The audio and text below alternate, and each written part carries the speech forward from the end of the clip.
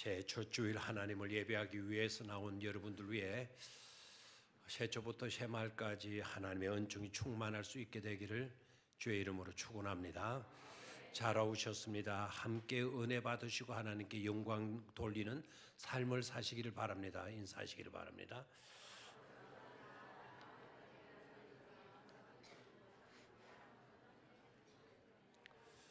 올해 2020년도 우리 교회 표어는 말씀으로 새로워지는 교회입니다. 우리 교회만의 표어는 아닙니다.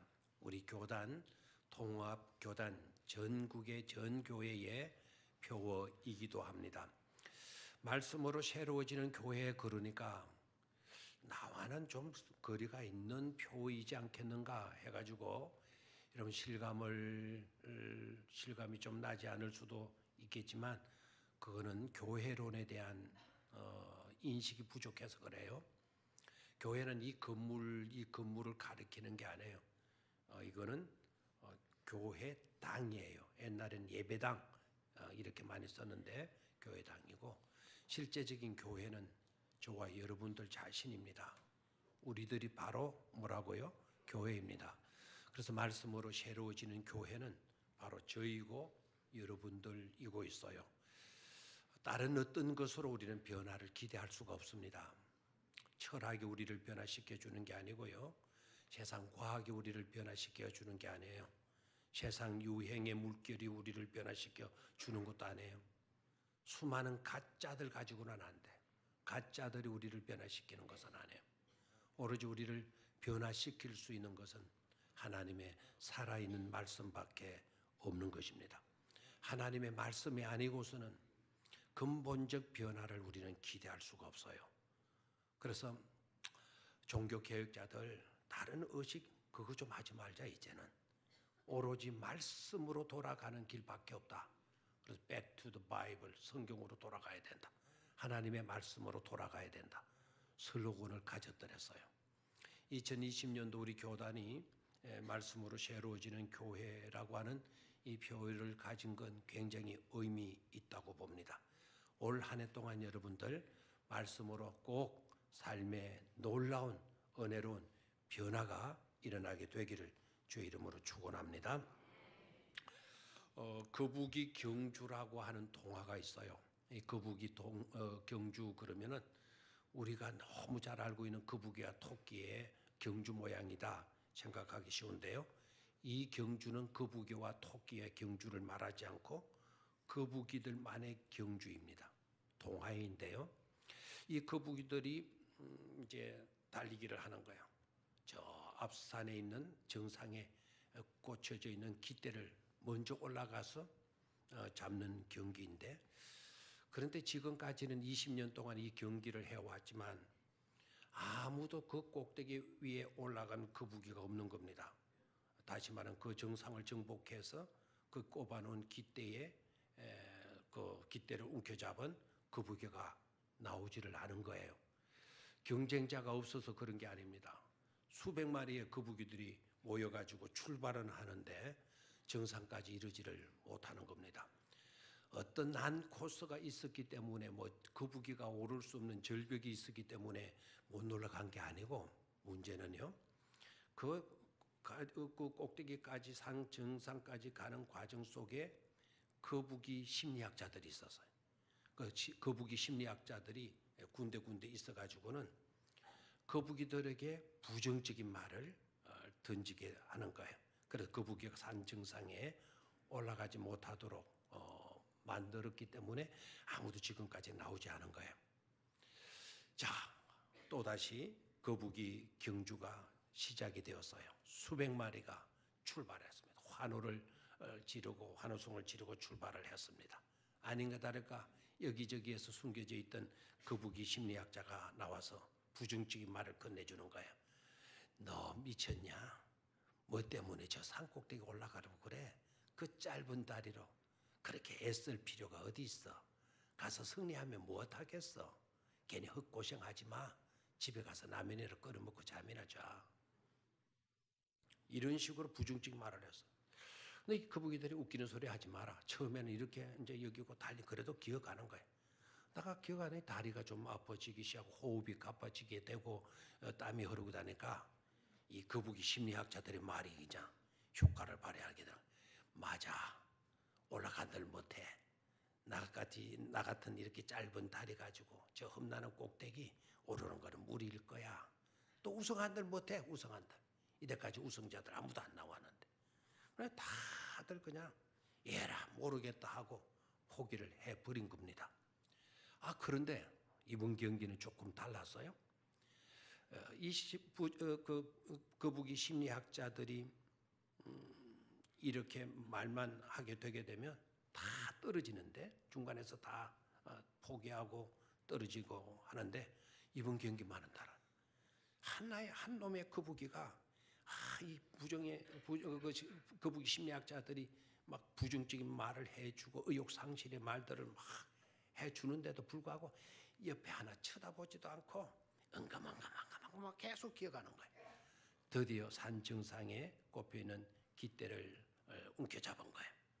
20년 동안 우승자가 안 나왔는데 오늘 우승자가 드디어 나온 거예요. 구경했던 사람들이 환호성을 지르면서 와, 이 거북이 대단하다고 막 난리통을 하는데 이제 거북이 심리학자들이 뒤틀리는 거예요. 이럴 수가 있나 이거. 이래까지 우리가 말해가지고 실패한 적이 한 번도 없는데 이건 어떻게 된 거냐. 이럴 수가 없다. 도무지 원인을 알아봐야 돼. 이놈이 어떤 거북이이기 때문에 우리 말에 걸려들지 않고 정상까지 오르게 되어졌는가. 그래서 정상에서 기뻐하는 그 거북이에게 가가지고 거북이에게 물어봤어요. 너 어떻게 된 거냐. 너 우리 말들을 우리가 말했는데 어떻게 너는 그렇게 열심히 달렸냐. 그래 이 거북이는 빙그레 웃기만 하고 아무런 대꾸를 하지 않는 거예요. 그래서 이상하다. 계속해서 질문을 던져봤지만은 미소만 짓고 있는 거예요. 알고 보니까 이 거북이는 기머거리 거북이였던 겁니다. 동화의 이야기지만 여러분 우리는 좀 새겨들을 수 있어야 될 줄로 믿습니다. 여러분 올 한 해 동안 성경을 많이 읽으시기를 바라고 성경 가까이 나아가기를 바라고 읽고 듣고 배우는 일을 열심히 잘하기를 축원해요. 틀림없이 여러분 그렇게 결단하고 시작했다 할지라도 모르긴 몰라도 석 달 넘기기가 조금 어려운지 몰라요. 석 달 때 되어지면 서서히 거북이 심리학자처럼 우리 주변에 사람들이 나타나요. 별의별 생각들이 우리 마음속에 일어날 수도 있어요. 아이고 읽으면 못하냐. 이 큰 책을 언제 다 읽는단 말이냐. 뭐 읽어도 내가 뭐 알기나 하나. 아유 부질없는 이야기야. 부질없는 일이지. 나한테는 무리지. 애쓰게 성경 읽을 필요가 없어. 이런 생각들 때문에 다들 주저앉고 말게 된단 말입니다. 올 한 해 동안 목표 지점까지 오르기 위해서는 제발 이제 세상 말들의 귀를 닫으실 수 있게 되기를 축원합니다. 부정적인 말들, 부정적인 생각들에 좀 사로잡히지 않게 되기를 바랍니다.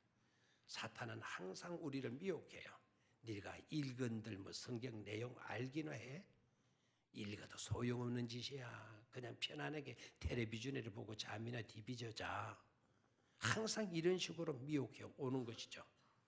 그런 말들에 대해서는 저와 여러분들이 뭐가 돼야 돼요? 기머리가 되어야 돼요.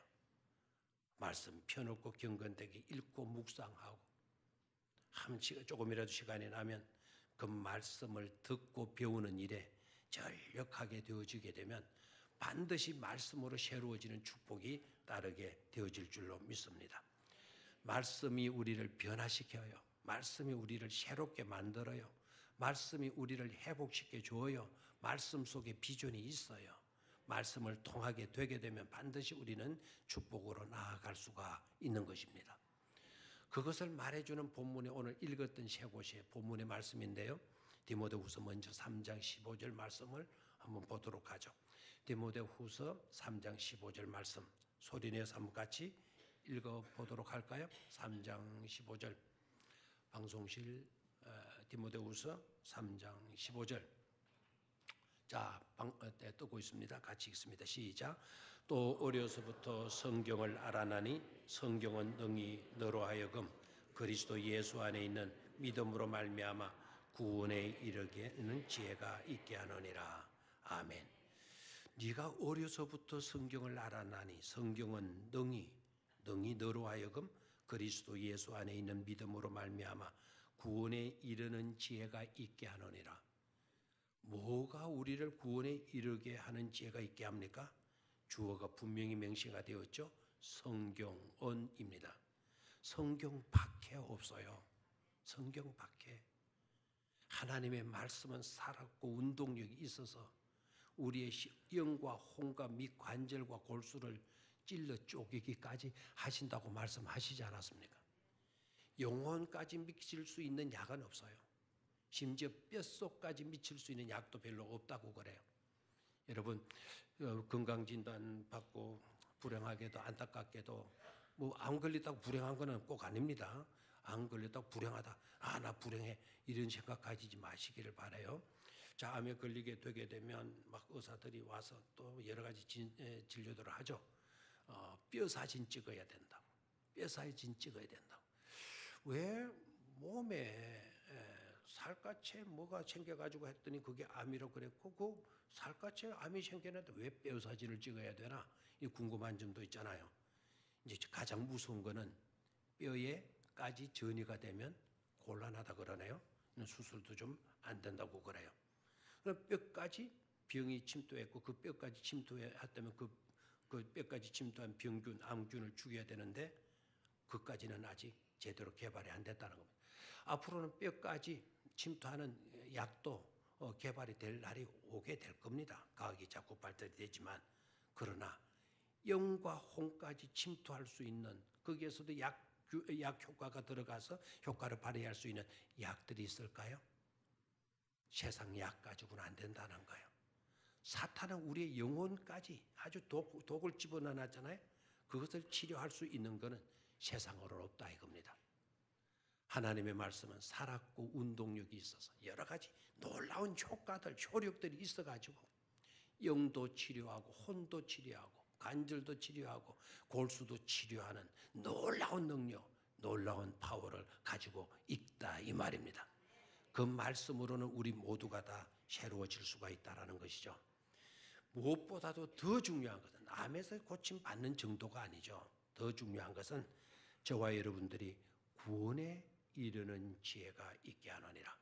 구원에 이르는 지혜, 이것만큼 중요한 것이 어디 있겠어요? 구원받지 못한 건강 무슨 의미가 있어요? 구원받지 못한 출세에 무슨 의미가 있어요? 구원받지 못한 인기 최고의 사람, 명예, 권세 무슨 의미가 있어요? 다들 중요하지만 그러나 근본적으로 갖추어져야 될 것이 바로 뭔가 하니까 구원받아야 돼요. 구원받고 난 뒤에 성공, 구원받고 난 뒤에 건강, 구원받고 난 뒤에 출세, 구원받고 난 뒤에 어떤 명예 이런 것이 중요한 거지 구원이 소홀히 되면 안 되는 것이죠. 그 구원을 이룰 수 있는 그것도 능히 이룰 수 있는 것은 네가 어려서부터 성경을 알아나니 바로 성경밖에 없다라는 겁니다. 올 한 해 동안 여러분 정말 성경을 사랑하고 성경에 몰입할 수 있게 되기를 주의 이름으로 축원합니다.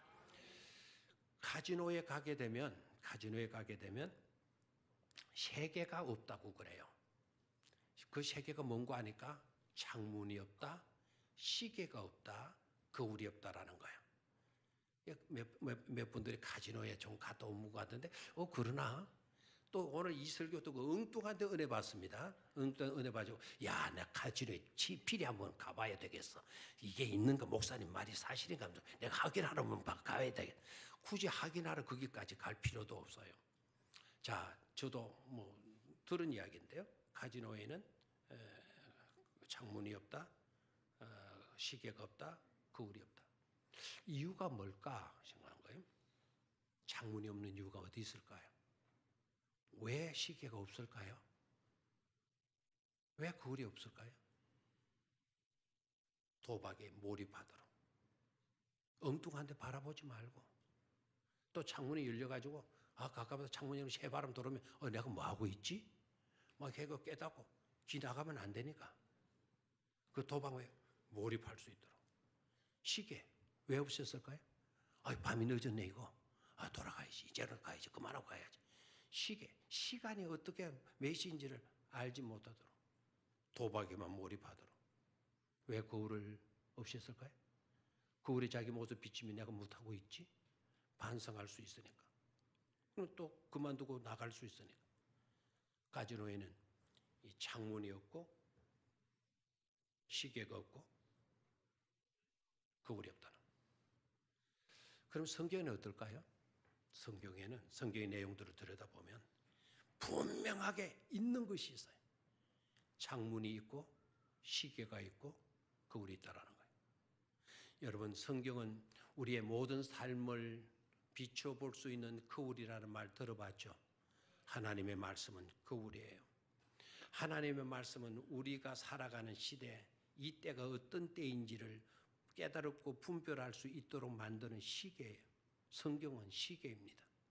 내 나이가 어느 때에 왔는지, 내가 어느 시점에 살아있는지, 어느 시대를 살아가고 있는지, 앞으로 내가 살아가야 할 시대는 어떤 시대가 펼쳐지게 될 것인지 성경은 우리에게 보여주고 있어요. 성경은 또한 창문이에요. 창문. 갇혀진 세계에, 밀폐된 세계에 갇혀 있지 않고 성경의 창문을 열어 제끼게 되게 되면 새하늘과 새 딸의 새로운 세계를 펼쳐져 있는 것을 우리는 바라보게 돼요. 성경은 창문이에요. 그리고 그 창문을 열게 되면 성령의 바람이 우리의 심령 가운데로 불어 들어오게 되어진다 이 말입니다. 성령의 바람이 불게 되게 되면 새로운 역사가 일어나요. 우리나라가 이렇게 부흥되어졌을 때에를 1907년 대각성운동, 대부흥운동이라고 그러는데 그 시대의 특징이 바로 뭐냐? 이건 사람이 만든 것이 아니다. 인간의 프로그램, 인간의 프로젝트, 인간의 스케줄로 이렇게 만들어낸 것이 아니다. 성령의 바람이 이 민족을 사랑하여서 성령의 바람이 불어 닥쳤기 때문에 이곳저곳에서 대회개 운동이 일어나고 이래서 살아서는, 이렇게 살아서는 안 되겠다. 우리가 없는 양식 가지고 술 만들어 먹어서는 안 되겠다. 담배 피워서는 안 되겠다. 그래서 금주, 금년 이런 운동이 펼쳐질 수 있게 되어졌고 사는 길은 하나님밖에 없다. 교회로 몰려들게 되어졌다라는 것 아닙니까? 성경은 창문이에요. 새로운 세계를 내다볼 수 있도록 만들고 그 창문을 통해서 성령의 바람이 불어오게 만든다 이 말입니다. 우리 교회 안에 올 한 해 동안 성령의 바람이 불어 들어오도록 창문을 활짝 열 수 있게 되기를 축원합니다. 여러분들의 갇혀진 폐쇄된 사고에 머물지 말고 갇혀있지 말고 제발 좀 성경을 통하여 여러분의 심령의 창문을 열어 젖힐 수 있게 되기를 축원합니다. 새로운 세계를 꿈꾸고 그 세계를 향하여서 나아가는 비전 있는 비주너리들이 다 되어지기를 바랍니다. 또한 성경은요, 성경은 온갖 보물들의 창고다. 그래서 보물 창고다라는 말을 하기도 해요. 이 속에는 너무나도 귀중한 교훈들, 말씀들이 들어있죠. 내 삶을 아름답게, 내 삶을 의미 있게, 내 삶을 가치 있게, 그리고 나라는 존재가 얼마나 소중한 존재라는 것을 깨닫게 하는 모든 그런 내용들이 성경 속에 들어있는 것입니다. 그래서 성경을 가까이 할 때 놀라운 보배를 캐내는 그런 기쁨과 행복으로 감격하는 삶을 살아드릴 수가 있게 되어지는 것입니다. 성경은 구원에 이르는 뭐가 있게 하느니라? 지혜가 있게 하느니라. 성경은 그 보물을 캐내는 기쁨과 감격을 가질 수 있는 그런 지혜를 저와 여러분들에게 주시기 때문에 성경에 사로잡히고 성경을 가까이 하고 성경을 통하여 여러분들의 삶이 변화되는 축복이 함께 하시기를 주의 이름으로 축원합니다. 자, 성경은 보물창고다라는 것을 잘 입증해 주고 있는 성경이 있어요. 성경이 모두가 다 중요하지만 그것을 아주 종합해 놓은 성경이 있는데 그게 바로 시편 119편이에요. 시편 몇 편? 119편. 이게 잘 안 외워지거든. 119로 외워놓으면 돼요. 뭐라고요? 119. 119가 뭐죠? 구급대. 구급대 맞죠? 화재 신고? 뭐 위급한 상황이 벌어지면 어디로 신고해라? 119. 그래서 119 시편 119편은 시편 119편의 총 주제가 뭐냐? 하나님의 말씀은 축복이다라는 거예요. 다시 한번 하나님의 말씀은 바로 뭐라고요? 축복이다. 시편 119편의 총 주제를 한마디로 말하라. 그러면 하나님의 말씀이 곧 뭐라고요? 축복이다라는 거예요. 그것을 말씀하는 성경이 시편 119편이에요. 시편 몇 편? 119편. 시편 119편은 놀라운 특징들을 갖고 있어요. 여러분 성경 가운데 가장 긴 장, 성경 여러 장들이 있지 않습니까? 가장 긴 장이 어느 장인 줄 아시죠? 바로 상식적으로도 알겠죠? 시편 몇 편?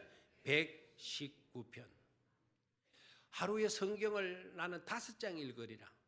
페이지로 5페이지를 읽으리라 했던 사람들이 주로 시험에 드는 구절이 어딘가 하니까 시편 119편이에요.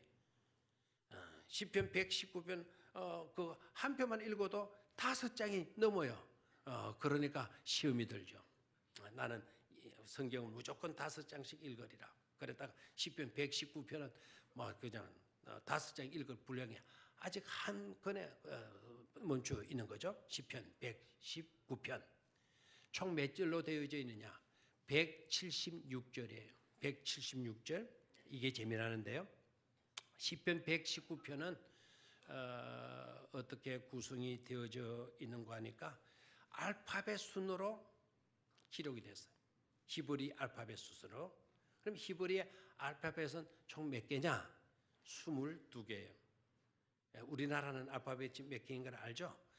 히브리에서는 22개의 알파벳을 갖고 있어요. 그 22개 알파벳에 첫 자를 중심으로 해서 무조건 8절씩 거기에 덧붙여 설명을 하는 거예요. 8절. 그러면 하나의 연을 만들어요. 알파벳 한자에 8구를 붙여가지고 8연을 만들게 돼요. 그래서 22연으로 이루어진 것이 바로 시편 119편이에요. 그럼 22 곱하기 8 구절로 되어 있으니까 22 곱하기 8 하게 되면 총 얼마이죠? 176이 되죠. 왜 이렇게 했을까? 이걸 가르쳐서 아코로스틱, 우리나라는 답간체라고 하는 문장으로 이렇게 하는데 이 답간체의 특징이 뭔가 하니까 문장 자체가 아름답다라는 거예요. 읽으면 읽는 사람에게 묘미를 준다라는 거예요. 그러면 A라고 하는 알레프 하게 되면 알레프로 시작하는 거예요. 알레프로 시작해서 8구절이 나가는 거예요. 히브리 두 번째가 되면 베스인데 이 베트라고 하는 것으로 또 8구절이 이어지는 거예요. 히브리 세 번째 단어가 기멜이에요. 이 기멜로 시작하는 8구절이 또 나오는 거예요. 그 다음에 달렛인데 달렛으로 또 8구절이 나오는 거래요. 이 재미있죠? 그러니까 이 시편 119편은 이스라엘에서 히브리 사람들에게 어린 아이들이 히브리어를 가르칠 때 자기네들의 철자를 알파벳을 가르칠 때 시편 119편으로 가르친다라는 거예요. 시편 119편을 가르치게 되면 자동적으로 알파벳 22개를 애들이 다 마스터하게 되어진다라는 겁니다. 여기는 또 다른 의미가 있어요. 인간이 사용하는 모든 알파벳을 가지고 다른 데 하는 것이 아니라 인간이 사용하는 모든 글자 알파벳을 가지고 하나님을 찬양하라는 거예요. 우리가 사용되는 글자 가지고 누구를 찬양하라? 하나님을 찬양하라는 거예요. 그리고 시편 119편이 가장 긴 성경일 뿐만 아니라 이 성경은 여러분들 성경을 딱 덮었다가 딱 펼치게 되면 바로 가운데를 딱 펼치게 되면 만나게 되는 성경이 어느 성경이냐? 바로 시편 119편이에요. 하나님의 말씀 중앙에 하나님의 성경 한가운데 시편 119편을 둔 이유가 더 있겠어요. 우리들의 삶의 중심은 바로 뭐가 놓여져 있어야 된다? 하나님의 말씀이 놓여져 있어야 된다라는 거예요. 우리의 삶의 중심은 다른 것이 되어져서는 안 된다. 하나님의 말씀이 우리의 중심이 되어져야 된다라는 겁니다. 시편 119편은 총 아까 몇 절이라 그랬죠? 26절이라 그랬죠? 176절이라 그랬죠? 176절인데 딱 한 구절만 빼고 나머지는 다 하나님의 말씀이 다 들어가 있어요. 물론 하나님의 말씀으로만 딱 들어가요. 말씀과 똑같은 단어들, 주의 율례라든지 주의 율법이든지 주의 규례라든지 주의 법도라든지 주의 말씀이라든지 해서 말씀과 관계된 구조로 다 이루어져서 한 절만 빼고, 그것은 우리가 살아가는 데 있어서 절대로 하나님의 말씀에서 이탈되어져서는 안 되고 하나님의 말씀이 이끄는 삶을 살라는 중요한 메시지를 우리에게 주고 있는 줄로 믿습니다. 왜 그렇게 할까요? 하나님의 말씀이 중심이 되는 삶이야말로 우리가 가장 복될 수 있고 가치 있는 그런 삶을 살아드릴 수 있기 때문인 줄로 믿습니다. 그리고 이 말씀 가운데는요, 어려운 일들이 전제가 돼요. 아까 아코르티스라고 하는 그 구조로 닭간체로 이루어졌다 그랬는데요. 아코르스티로 이루어졌다는데 앞에 전제된 내용들은 다 고통과 아픔과 괴로움과 한숨과 외로움과 슬픔과 이런 것이 전제되어져 있어요. 근데 그런 내용들로 시작되어졌다가 어느 순간부터 그것이 찬양으로 바뀌어요. 감사로 바뀌어요. 기쁨으로 바뀌어요. 즐거움으로 바뀌어요. 행복으로 바뀌어요. 무슨 말인지 아시죠? 우리가 살아가는 삶의 현장은 항상 혼돈인 거예요. 혼잡밖에 없다라는. 오늘 이 시대만 그런 게 아니에요. 이 시대만. 오늘 우리가 살아가는 이 시대가 정말 힘들어요? 안 힘들어요? 요사이 사람들 만나면 다 힘들다 그러고 어렵다 그러고 다들 한숨 쉬어요. 근데 아셔야 합니다. 오늘 우리만 힘들고 어려운 게 아니라는 건. 10년 전에 살았던 사람도 어려웠고요. 50년 전에 사람들 그때 당시 아이고 힘들어서 어떡해. 다들 힘들었다는 거예요. 지금 우리가 흔히들 우리가 지금 어려우니까 막 불만불스럽게 이야기하는 말들이 있죠. 아유, 이 나라가 이 꼴이 뭐야, 이 나라가 어찌 이런 말들을 하죠. 놀랍게도 제가 얼마 전에 고려에 대한 책을 읽어봤는데 그 고려 시대 때 사람들도 아이고 나라가 이 모양 이 꼴이라고. 고려대 사람들도 그때 나라를 그냥 불평했더라고요. 그뿐만 아니라 여러분 피라미드 언제 때 세워진 거예요? 모세 때 피라미드 세워졌다 그러면 모세 이전이니까 모세 때는 주전 1500년 사람이거든요. 우리는 주 2000년을 살아왔어요. 그럼 주전 1500까지 3500년이에요. 모세 시대 이전에 피라미드 세워져 있으니까 주전 4000년 아니면 6000년 어떤 사람 10,000년 전에 피라미드 세워졌다 그런다. 근데 그 피라미드의 근간에 피라미드에 그 쌓았던 돌 가운데 돌에다가 글을 새겨놨는데 빈문이 새겨져 있었는데 그 돌에 어떤 빈문이 새겨져 있었는지 하면은요 정말 놀라 자빠질 빈문이 거기 새겨져 있더라고요. 그 빈문의 내용이 번역해 보니까 해석해 보니까 어떤 내용이었는가? 요즘 젊은 놈들 늙은이들 우습게 이긴다고. 지금 4000년 전에 노인들도 젊은이들 꼴이 어른들을 무시하고 우습게 여긴다고 불만했다라는 겁니다. 요사이도 말 그때나 지금이나 여전히 혼란스럽다는 증거 아니겠습니까? 혼란하지 않은 시대가 없어요. 다들 힘들고 어려웠어요. 혼잡했어요. 그러나 중요한 건 바로 뭡니까? 그런 혼잡한 세상 가운데 하나님의 말씀이 들어가게 되면서 혼란했던 세계가 아름다운 세계, 조화로운 세계, 불안했던 세계가 평안했던 시대가 되어지게 되더라는 거 이겁니다.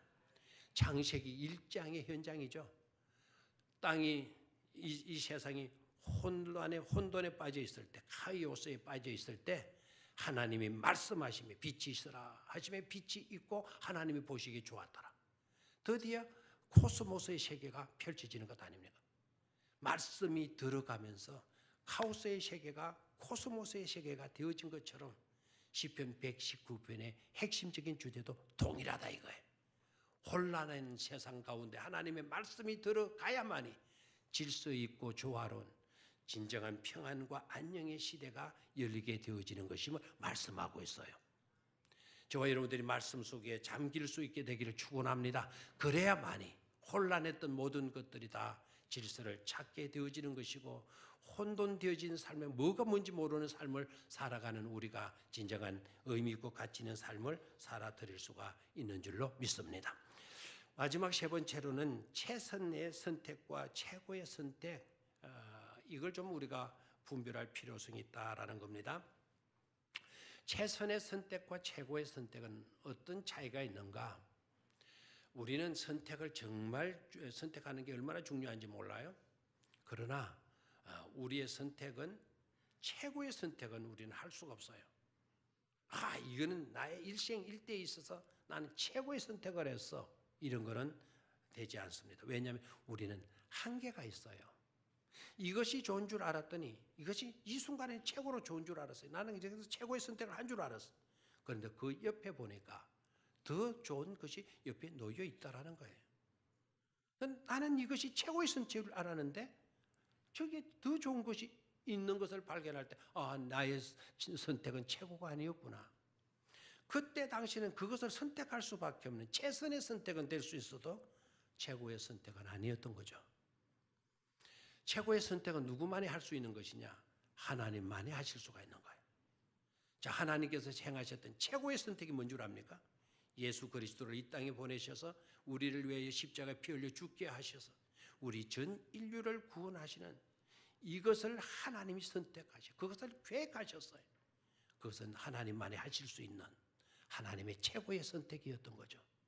그것이 아니고서는 우리의 죄 용서함이 이루어지지 않으니까, 그것이 아니고서는 우리의 구원은 불가능한 것이니까, 하나님은 유일한 하나님의 선택, 최고의 선택을 하나님께서 행하신 것입니다. 그렇다면 오늘 살아가는 저와 여러분들은 어떻게 살아야 될 것입니까? 내가 선택한 것이 비록 세상적인 것을 말하지 않습니다. 여러분이 오늘 선택한 성경 읽기로 선택했습니까? 나는 하루에 2시간을 하나님께 바치면서 기도하고 성경 읽고 하리라. 그걸 선택했습니까? 그것은 비록 최고의 선택은 아닐 수 있어도, 그러나 여러분 그 선택을 최고의 선택으로 갖고 갈 수 있는 우리가 되어야 된다, 이 말입니다.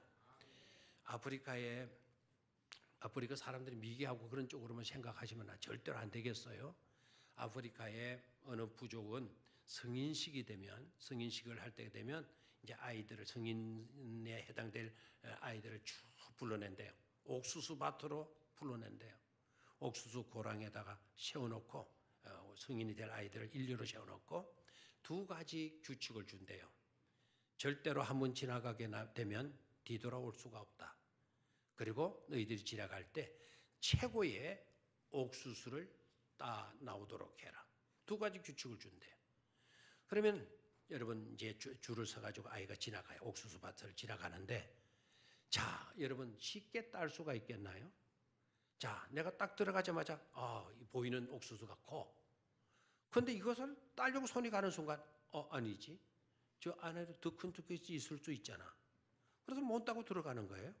그래서 나가다가 이제 또 중간에 따려고 그러니까 또 저 뒤에 또 있을 수 있으니까, 그래 뒤에 또 가서 따려고 하니까 거기는 큰 거 있었으면 좋았는데 조그마한 게 있는 거예요. 뒤돌아갈 수 있어요, 없어요? 없어요. 그래서 작은 거 하나 따 나올 수밖에 없는 거예요. 여러분 쉽게 따기가 쉽지 않아요. 왜? 한계가 있기 때문에. 앞을 몰라요. 그렇죠? 저 앞에 뭐가 있는지는 우리는 알 수가 없어요. 그래서 그 주어진 현장에서 최선의 선택으로 내가 제일 크다라고 여기는 그 옥수수를 딸 수밖에 없는 거예요. 떡 나와서 보니까 여러분 다른 사람들의 옥수수가 더 큰 것도 있고, 아직도 따지 못한 큰 옥수수가 그 고랑에 아직도 남아 있을 수도 있다라는 거예요. 그러면 어떻습니까? 거기에서 성인이 그 주장이 이렇게 이야기를 한대요. 너희들이 선택한 것은 최고의 선택은 아니었지. 그러나 너네들은 최선의 선택으로 현재 가지고 있는 그 옥수수를 너네들은 택했다. 그러나 지금부터 명심하거라. 너네들이 선택한 그 옥수수를 가지고 이제부터는 최고의 선택으로 만들어 가라고. 그것이 나에게서는 내가 너무나 잘 선택한 최고의 선택이었다고, 그걸 여기면서 감사하면서 그것을 가지고 창의적으로 살아가라고. 그렇게 이야기를 해준대요. 좋아요, 안 좋아요? 좋죠. 오늘 우리가 행하는 모든 선택도 그럴 수 있어요. 최고의 선택은 못해요. 비록 어떤 사람은 나는 아직 글자를 잘 모르니까 성경 읽을 수는 없어. 그러나 누가 읽어주면 나는 들을 수는 있겠어. 그걸 선택하시라 이 말입니다. 선택하셨거들라. 그렇게 누군가가 나를 위해서 읽어주더라도 그것을 나의 최고의 선택으로 여기고 갖고 가게 되게 되면 역시 하나님의 말씀을 통하여 우리는 큰 은혜와 복을 받게 되어질 줄로 믿습니다. 무슨 이야기가 있잖아요. 할머니가 자식들 전도하려고 해도 전도가 안 되는 거예요. 아무리 교회 나가라 안 되는 거예요. 할머니가 생각을 했어. 나는 글자를 모르지. 그래서 소녀를 딱 부른 거예요. 소녀야, 이거 좀 읽어줄래? 나는 이거 잘 모른단다. 이걸 좀 읽어줄래? 내가 읽어주면 니한테 내가 선물을 줄게. 그래서 100원도 주고 1000원도 주고 5000원 주고 하는 거예요. 그러니까 이 아이는 할머니가 읽어줄 때 할머니가 좋아하는 모습, 할머니 눈에 눈물이 고이는 모습이 너무 좋은 거예요. 그리고 할머니부터 500원도 받고 용돈도 받고. 그래서 이 아이가 계속 읽어준 거예요. 1년이 지나는 순간 할머니의 믿음보다도 소녀의 믿음이 더 좋아졌다는 것 아닙니까? 이게 최선의 선택이 최고의 선택으로 바뀌어지는 축복이 따른 것입니다. 올 한 해 동안 이러는 중에 우리 교회 안에 넘쳐나게 되기를 주의 이름으로 축원합니다.